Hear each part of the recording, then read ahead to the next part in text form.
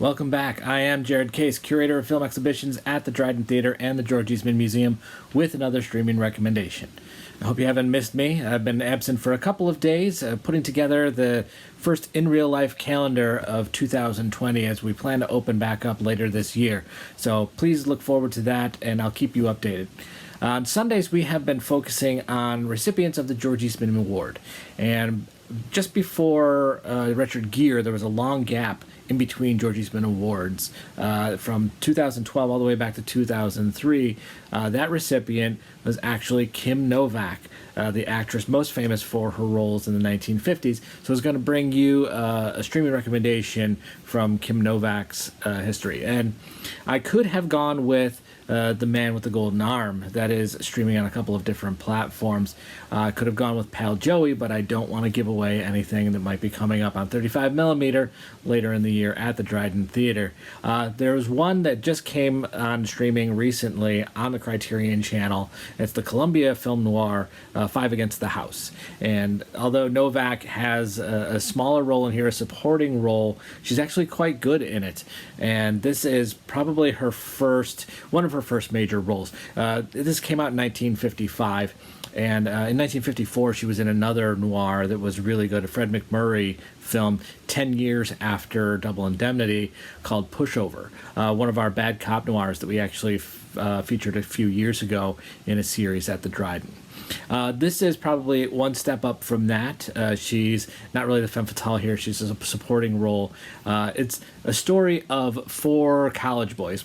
College you can put in quotes, since most of the actors were in their 30s when this was shot, but they do reference the Korean War and how these guys were coming back from war and just going into college now, into, this is pre-law, I guess, or law school, learning to be lawyers.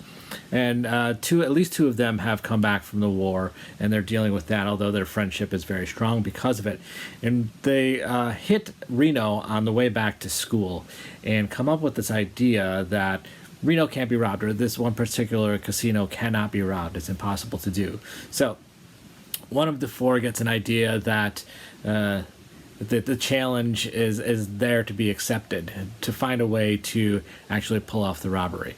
Another, probably most famous of the four, played by Brian Keith, has been damaged by the war, and he's got a little bit of a death wish, particularly as he gets rejection from some of the women that he pursues.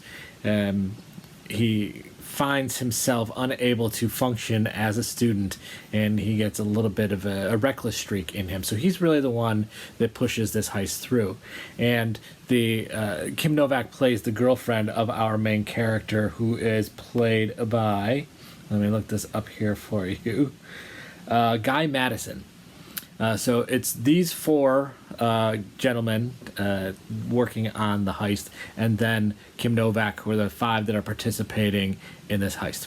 Now, of course, there are always complications. Heists seem to never go right based on what we've seen previously in films. So there is something that goes wrong, and it does come to a dramatic conclusion. I don't want to give too much away.